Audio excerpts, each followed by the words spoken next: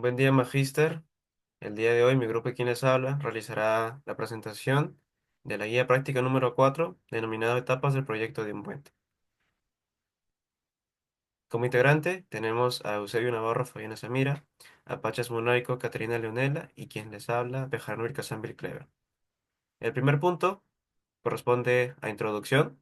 Tenemos que la construcción de un puente es un proceso que exige diversas etapas, las cuales van a ir desde el predimensionamiento, el análisis estructural, el diseño, la verificación, entre otros. Todos estos puntos son importantes, ya que con el predimensionamiento vamos a tener las primeras dimensiones. A su vez, con el análisis estructural vamos a poder evaluar cómo se comporta la estructura bajo diferentes cargas. A su vez, el diseño de los elementos para poder tener así puntos específicos como lo que es el acero de cada uno de los elementos estructurales y finalmente la verificación, el cual bajo normativa se va a validar cada uno de los diseños que se ha elaborado previamente. Bueno, para realizar el predimensionamiento de los elementos, primero tenemos que tener establecidos ciertos criterios como la luz del puente, el tipo de puente, el material, los cuales pueden ser concreto armado, concreto preforzado, acero o madera. Esto es importante determinar ya que posteriormente vamos a aplicar las normas de la AASHTO mediante el método LRFD y dependiendo del material, depende de la fórmula que emplearemos. Siguiente. Tenemos, por ejemplo, la tabla 252631 de la AASHTO en la que observamos diferentes fórmulas, tales para el predimensionamiento o profundidad mínima de elementos como las losas con armadura principal, vigas C, vigas cajón y vigas de estructuras peatonales, en el caso de material concreto armado. Tenemos también la fórmula de base de viga principal, la cual es B igual a 0.0157 raíz de S por L, en donde S es separación entre vigas y L es la luz del tramo del puente. Siguiente. Ya, a modo de aplicación tenemos el ejemplo que hemos hallado en la siguiente tesis, en las cuales tenemos como dato la luz del puente 18 metros, material concreto armado y el puente tipo viga losa. Para comenzar vamos a calcular el peralte de la viga principal. Para ello vamos a recurrir a la fórmula de la tabla que mostramos anteriormente. En este caso para vigas T y para tramos simples la fórmula es de 0.07 por L. Reemplazando por el largo del puente tenemos un peralte de viga principal de 1.30. Y la longitud de base principal vamos a calcularla mediante la fórmula 0.0157 por raíz de S por L, la cual reemplazando tenemos 0.46, pero se va a aproximar a 0.60 para que cumpla con la separación de acero. Luego calcularemos el ancho del lazo del puente. Para ello utilizaremos la fórmula de tramos continuos. En este caso vamos a aplicar la fórmula, ya que la losa se encuentra apoyada sobre varias vigas. Reemplazando tenemos un peralte de la losa del puente de 0.17, pero se va a aproximar a 0.20.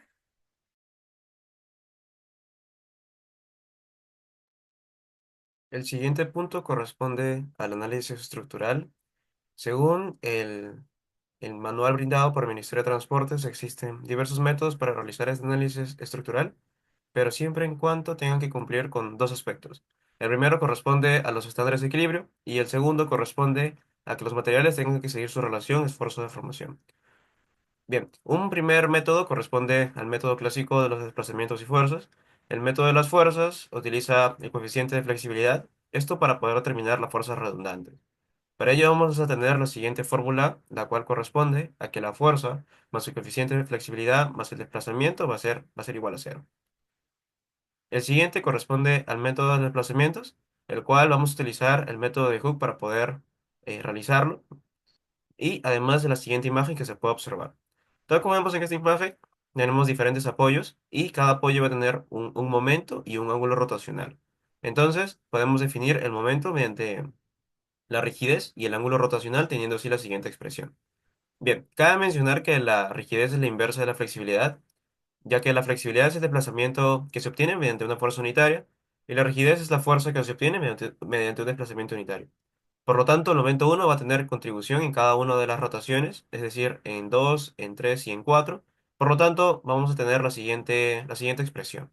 Esta expresión se puede agrupar de la siguiente manera, teniendo lo que se observa en la parte de abajo, teniendo así una matriz. El segundo método corresponde al método de diferencias finitas. Este método es especialmente útil cuando las ecuaciones diferenciales que describen algún comportamiento estructural no pueden resolverse de forma, digamos, analítica. Entonces, este método convierte las ecuaciones diferenciales en un conjunto de ecuaciones algebraicas para poder derivarlas así mediante las diferencias finitas. Digamos un ejemplo, tenemos la derivada de la función x en un punto xy, se puede aproximar en la siguiente expresión. Ya si hacemos una segunda derivada, esto va a ser relacionado al comportamiento de la viga, es decir, a la curvatura de la estructura. El tercer método corresponde al método de elementos finitos. Este método consiste en aproximar soluciones a problemas con ecuaciones diferenciales. Digamos que tenemos una viga con una carga distribuida, empotrada. Si tenemos esta viga, podemos calcular fácilmente su momento y su desplazamiento. Sin embargo, el problema existe cuando tenemos formas más complejas, tal como se observa en esta imagen. Entonces ahí entra lo que es el método de los elementos finitos, subdividiéndolo en formas de un D, 2D o 3D, y esto va a establecer funciones de forma que describen cómo se forman estos elementos. Y van a calcular la matriz de cada uno de estos. Luego se ensambla la matriz rigidez global que relaciona a cada uno de los nodos del sistema, y se va a tener así la siguiente fórmula, la cual va a ser que la matriz de rigidez global del sistema, multiplicado por el vector de desplazamientos nodales, va a ser igual al vector de fuerzas nodales aplicadas.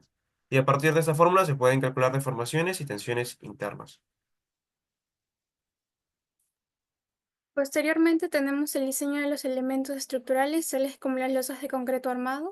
Para ello será necesario determinar los momentos que ésta debe soportar al aplicar cargas muertas y vivas a lo largo del tablero del puente, teniendo así momentos positivos y negativos que nos ayudarán a establecer la cantidad de acero inferior y superior respectivamente. Asimismo, tenemos el diseño de la armadura de distribución. Para ello, según la ASHTO en el artículo 9732, en la parte inferior de las losas, se dispondrá una armadura en la dirección secundaria. Y esta armadura se deberá calcular como un porcentaje de la armadura principal para momentos positivos, dependiendo de su ubicación, ya sea si se encuentra paralela al tráfico o perpendicular al tráfico. Siguiente. Asimismo, tenemos la armadura de contracción y temperatura. Para ello, esta se diseña de modo que absorba los esfuerzos de tracción provocados por la contracción y temperatura cerca de las superficies de concreto expuestas a variaciones diarias de la temperatura. Según la ASHTO, en el artículo 516, el área de refuerzo en centímetros por metro en cada cara y en cada dirección será igual al área de acero, que deberá ser mayor o igual a 758,4 por B por H sobre 2 por B más H por FY, en donde el H será el espesor menor de la sección o el peralte de la losa, el B será el ancho de la sección o el ancho de la losa, pero comúnmente se utiliza 1 metro y luego se multiplica por el ancho total de la losa. Y finalmente el FY tomaremos 4200 como la afluencia del acero.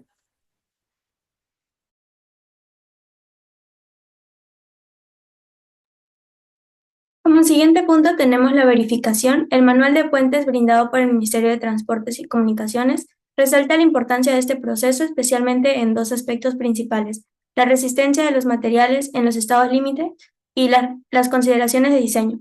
En cuanto a la resistencia de los materiales en los estados límites, el primero de ellos corresponde al estado límite de servicio.